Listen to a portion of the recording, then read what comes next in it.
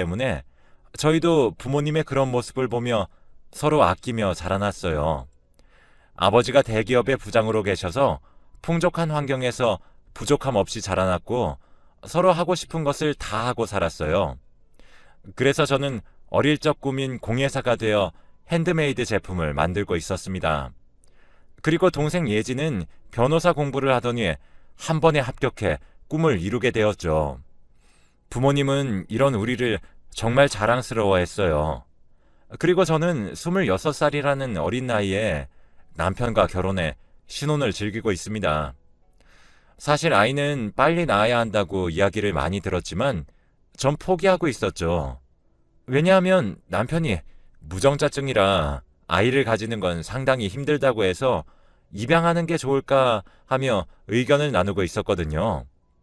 이렇게 저는 가정을 꾸리고 남편과 행복한 하루를 보냈어요. 그에 반해 동생은 개업을 위해 지방으로 내려가 혼자 방을 구해 살고 있었죠. 처음에는 1년간 못 올라올 정도로 바빴습니다. 저희가 가려고 해도 자기가 바빠서 시간을 못 내니 연락만 하자고 하길래 그렇구나 생각을 했습니다. 누구나 바쁘면 신경을 못 쓸 수도 있는 거니까요. 그렇게 서로 연락만 하며 지내다가 이번에 올라온다고 했죠. 그때가 28살이었고 근 1년간 못 본 딸을 본다며 부모님이 엄청 좋아하셨어요. 그래서 함께 갈 식당을 찾아 예약했고 동생이 오기를 기다렸죠. 그런데 오후 3시쯤이 되었을 때 모르는 번호로 전화가 걸려왔어요. 전화를 받으니 동생이 있는 지역에서 걸려온 전화였죠. 저에게 최예진님의 가족분이 맞냐고 물어보길래 맞다고 했어요. 그런데 곧 들려오는 말에 휴대폰을 떨어뜨려 버렸습니다. 멀리서 여보세요 하는 소리가 들렸죠. 여동생이 타고 있던 택시가 버스와 추돌되면서 사고가 났고 응급수술을 하게 되었으니 얼른 와달라는 전화였어요. 저는 눈물을 흘리며 남편에게 전화를 했고 남편은 놀라 일하다 말고 집으로 왔어요. 그리고 저를 끌고 차에 밀어 넣었죠. 부모님께 언제 연락했는지 두 분을 태우고 정말 빠른 속도로 달렸어요. 그렇게 3시간 거리를 약 2시간 20분 만에 도착했는데 이미 여동생은 수술 도중 차가운 시신이 되었다는 말을 듣게 되었죠. 어머니는 영안실에서 예지를 보고 기절하셨고 남편이 어머니를 밖으로 모셨어요. 아버지는 굳은 얼굴로 예지를 내려다보고 있었지만 전 봤어요. 덜덜 떨리는 두 손이 아버지의 상태를 말해주고 있었거든요. 그렇게 장례 절차를 밟기 위해 나갔고 저는 대기실에서 혼자 멍하니 하늘만 바라보고 있었어요. 그런데 의사가 오더니 아이는 보시지 않을 거냐고 하는 거예요. 아기라는 말에 네? 했더니 제 동생과 같은 차에 갓난아이가 있었던 거였죠. 동생이 사고와 동시에 아이를 안았기에 아기는 상처 없이 멀쩡하다고 말하셨습니다. 처음 듣는 아이의 존재에 일단 의사에게 고개를 끄덕였고 간호사가 저를 안내해 줬어요. 간호사가 안내한 곳으로 가자 낯익은 얼굴을 한 여자가 아기를 안고 있었어요. 저를 본 듯 저에게 다가와 고개를 숙이며 인사했는데 예지의 절친한 친구인 주희였어요. 저는 주희에게 설명을 부탁했어요. 그러자 무거운 입을 열었죠. 원래 사귀던 사람이 있었는데 아이를 가졌다는 걸 알고는 해외로 도망가듯 가버렸대요. 그런데 아이를 지우는 건 싫다고 해서 혼자 낳았다고 해요. 자신도 처음에 몰랐는데 이곳에 진료 보러 온 예지를 보고서야 이야기를 들었고 도와줬다는 겁니다. 저는 품에 아기를 받아 안고 정말 고맙다고 감사 인사를 했죠. 예지의 아들 이름을 들은 저는 어머니가 계시는 응급실로 갔어요. 아니나 다를까 아버지와 남편이 함께 어머니 곁에 있었죠. 두 사람은 제 품 안에 잠들어 있는 아기를 보고 갑자기 웬 아기냐고 그랬어요. 저는 예지가 혼자서 낳은 아들이라고 하자 아버지가 정말 놀라셨죠. 주희에게 들었던 이야기들을 해주자 아버지는 아기를 안으셨어요. 그리고는 굵은 눈물을 흘리시면서 아기의 손을 조심스럽게 잡았죠. 아기가 그 행동에 눈을 떴고 아버지를 보고 방긋방긋 웃었어요.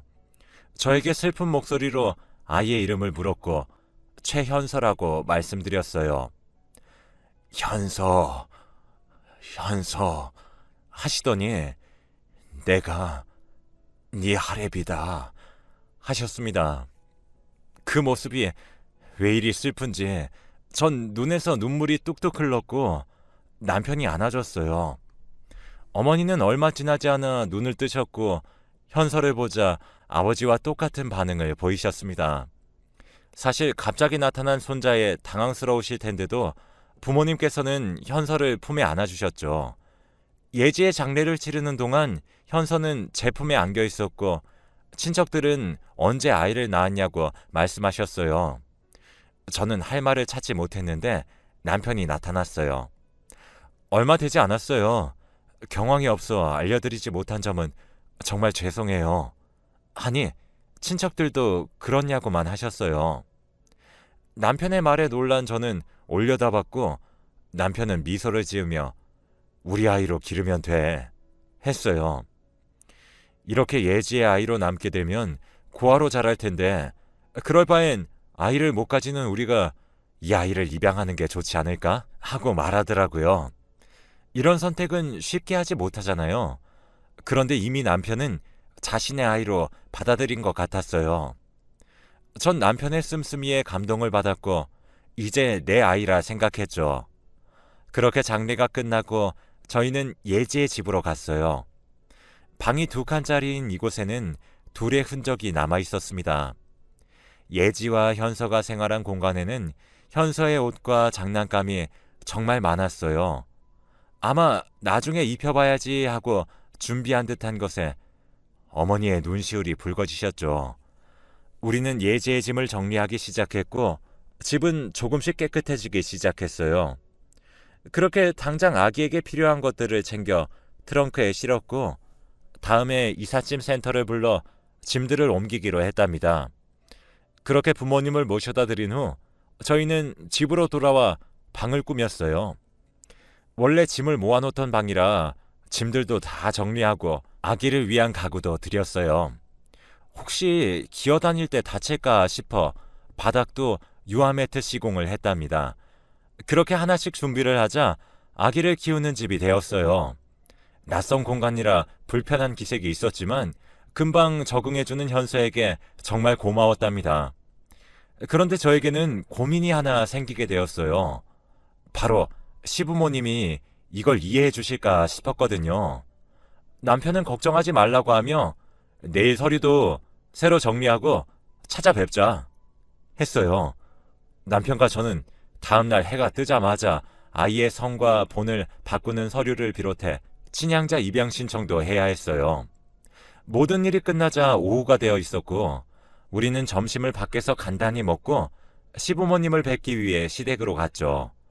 처음 시부모님은 정말 놀라셨지만 남편에게서 어떤 일이 있었는지 듣고서야 이해를 하셨어요. 저는 조마조마했지만 손자가 생겼다며 두 분 다 좋아하셨답니다. 우리 집에 왔으니 축하 파티라도 하자는 걸 겨우겨우 말렸죠. 이렇게 아이를 반겨주시는 시부모님께 정말 감동을 받았어요. 우리 가족이 된 현서는 사랑을 독차지했답니다. 남편은 현서를 애지중지했어요. 사진 찍는 것을 좋아하던 남편은 앨범 만드는 재미로 살고 있어요. 퇴근하면 씻고 난 뒤 현서부터 보는 걸 보면 가끔 질투가 날 때도 있답니다. 하지만 아픈 손가락인 현서를 그렇게 좋아해주니 내가 진짜 남편은 잘 만났구나 생각을 했어요. 그렇게 현서를 데리고 온 후 처음으로 설 명절을 맞이하게 되었답니다. 평소와 달리 시댁과 친정에서 자고해야 했기에 짐을 챙기는데 현서가 쓸 짐도 있으니 정신이 더 없었던 것 같아요. 남편은 카시트를 확인할 겸 저희 짐을 실으러 나갔고 저는 다시 한번 챙긴 것들을 확인하며 현서를 안아들었어요. 1층으로 가자 남편은 이미 짐을 다 실은 상태로 저희를 기다리고 있었죠. 저는 현서와 뒷좌석에 탔어요. 카시트에 아이를 고정한 뒤에 저도 안전벨트를 맸죠.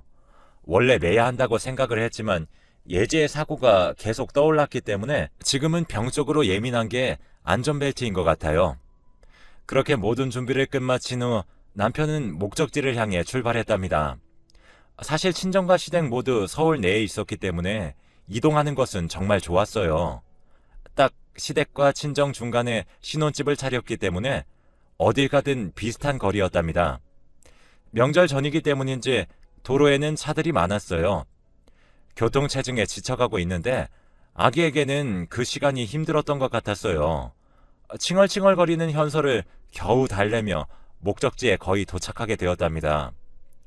우리의 최종 목적지는 시댁이 아니라 저희 친정집이었어요. 저희는 시부모님께서 친정에 먼저 다녀오라고 해주셨기에 부모님을 먼저 뵈러 갔어요. 아무래도 두 분만 계실 생각에 걱정이 되었는데 배려를 해주셔서 감사했죠. 설 당일까지 있다가 그날 시댁으로 가자 아가씨가 와 있었어요. 아가씨는 저와 나이가 같았고 3살 된 딸이 있었어요. 조카는 제가 자기를 볼 때마다 놀아줬기에 절 좋아했죠. 그런데 이번에는 저의 관심은 물론 할아버지와 할머니도 현서를 보니 질투가 났었나 봐요.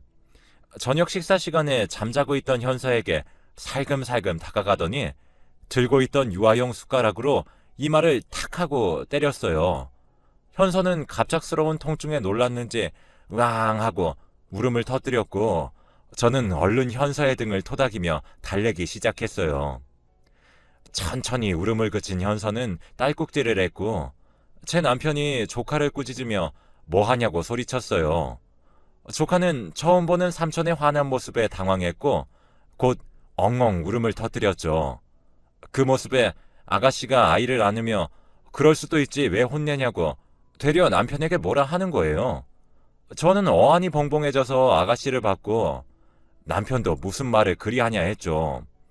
어머님이 조카를 데려가 안으시더니 왜 현서에게 그런 행동을 했냐고 물었어요. 그랬더니 아이의 말에 충격을 받았죠. 아이는 울먹거리는 목소리로 진짜 가족도 아니라고 하는데 자꾸 관심을 줘서 그랬다는 거예요. 진짜 가족이 아니라니. 그 말에 어머님이 누가 그런 말을 했냐고 하니까 손으로 아가씨 내외를 가리켰고 정막이 공간을 채웠어요. 남편은 아가씨에게 소리를 질렀고 저는 현서의 귀를 막았습니다. 아가씨는 처음 당황해했었지만 이윽고 틀린 말이 아니지 않냐며 되려 뭐라 했죠.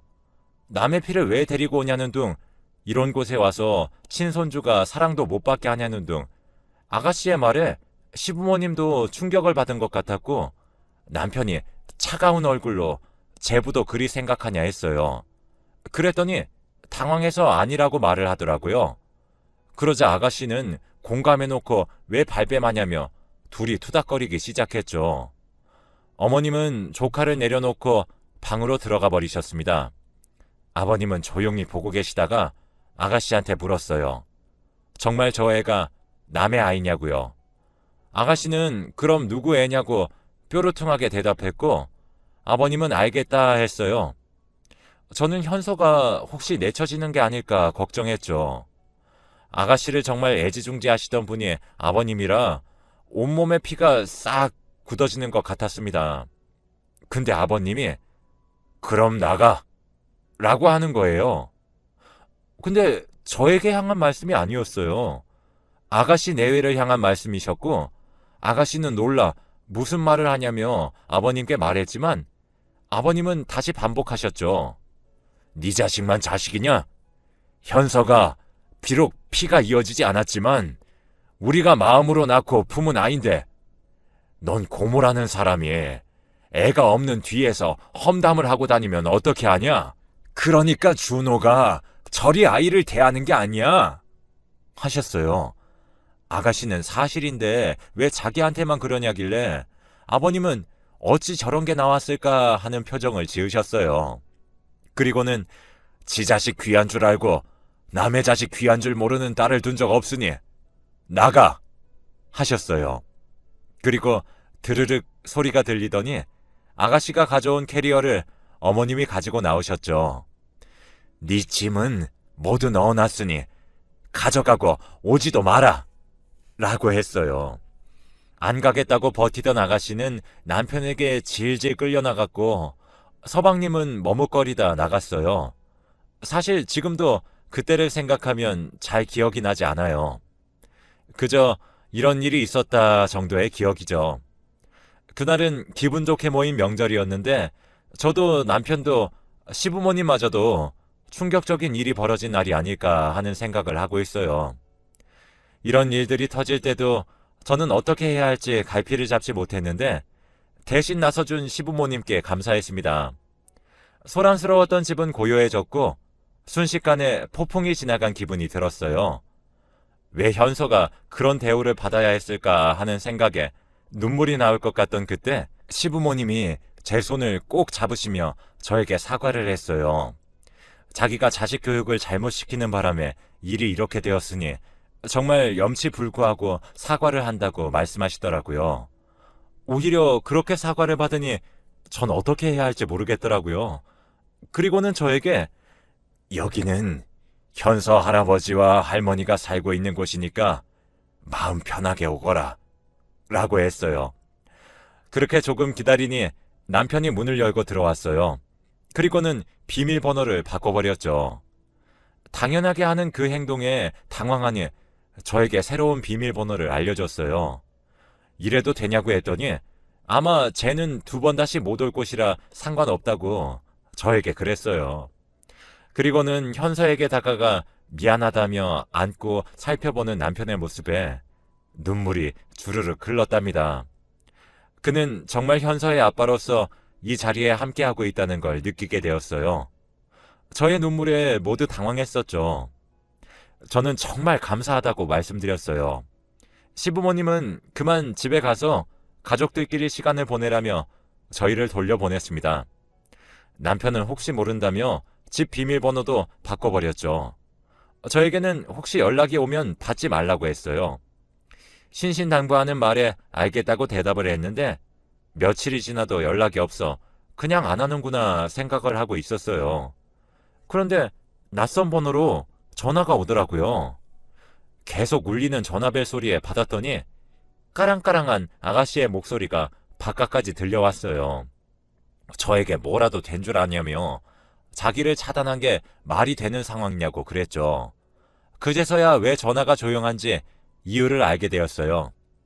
아마 남편이 차단을 하지 않았을까 생각하고 있었는데 아가씨가 말했어요.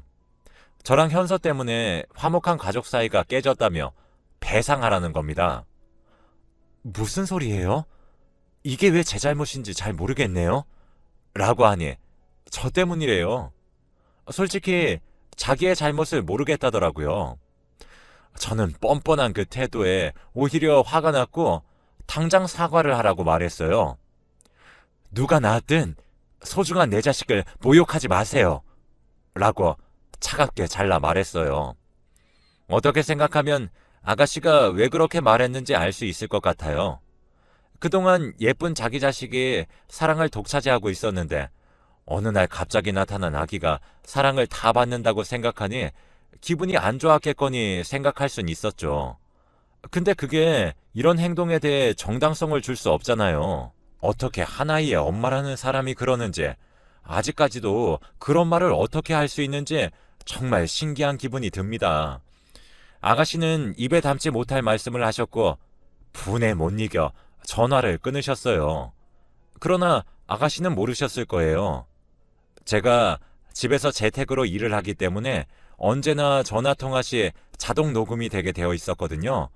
그래서 그걸 남편에게 바로 보냈더니 바로 뒤엎어졌답니다. 어떻게 했는지 모르겠지만 그 다음날 또다시 모르는 번호로 전화가 와서 받았어요. 저에게 언제 한번 찾아가 사과를 하고 싶다는 아가씨의 전화였답니다. 하지만 저는 오지 마세요 하고는 전화를 끊었는데 아가씨의 당황한 목소리가 전화 밖까지 들렸어요. 저는 전화를 끊고 그 번호도 수신 차단해버렸는데 정말 속이 시원해졌어요. 그리고 그날 저녁 시부모님께 전화가 왔답니다. 저는 무슨 일인가 싶어 전화를 받았는데 저에게 괜찮냐는 질문이 먼저 들렸어요. 저도 모르게 당황한 목소리로 네? 했더니 알고 있다고 제게 말씀하시는 게 아니겠습니까? 순간적으로 머리를 빠르게 회전하자 낮에 있던 그 전화 말씀이신 건가 하는 결론이 도출되었어요. 정말 알고 보니 남편을 통해 이야기를 들으셨는지 시부모님은 아가씨에게 끝까지 뉘우치지도 모르는 너 같은 딸은 필요 없다고, 두 번 다시 내 가족을 깎아내리면 가만 안 둔다고 아버님이 말하자 찍소리도 못하고 전화를 끊었다네요. 그날 밤에 친정에 찾아왔지만 문전박대를 당했다고 했어요. 그 말을 들으니 오늘 왜 갑자기 전화 왔나 했죠. 시댁의 입장도 강경한 것에 놀라긴 했지만 원래 물보다 피가 진하다는 말이 있잖아요. 그래서 그때는 다음 명절인 추석에 오겠지 생각했어요. 하지만 제가 생각했던 것보다 시댁 식구들의 결심이 더 단단했었나 봐요. 제가 전화 오는 족족 차단을 걸어버렸더니 방법이 없다고 생각했는지 이메일부터 문자, 카톡 등으로 연락이 왔어요. 하지만 저는 단 한 통도 받지 않았고 남편에게 고스란히 알려줬습니다. 사실 이렇게 제가 강경한 태도를 고수하는 건 시댁에서 저에게 신신당부를 했기 때문이었어요. 과거에도 막말을 한 탓에 친척집과 사이가 나빠진 적이 있다고 해요. 그렇기 때문에 절대 변하지 않으리라 생각해서 버릇도 고칠 겸 사과를 받지 못하게 하신 거였죠. 그래서 3년이 지난 지금까지도 단 한 번 찾아오지도 보지도 못했네요. 여튼 이 사건이 지나고 나서 얼마 되지 않았는데 남편이 여행을 가는 게 어떻겠냐 제안을 했어요. 많이 지쳤을 테니 여행으로 기분 전환하는 게 좋을 것 같다는 게 남편의 생각이었죠. 그래서 3시 오붓하게 강릉으로 향했어요. 넓고 푸른 바다를 바라보고 있으니 나아지는 것 같았죠. 저는 저에게 친절하게 대해주시던 두 분께 정말 감동을 받았기에 잘해드리려고 노력을 했어요. 이제는 명절 때면 함께 여행도 가고 현서와 따로 시댁에 놀러 가기도 해요.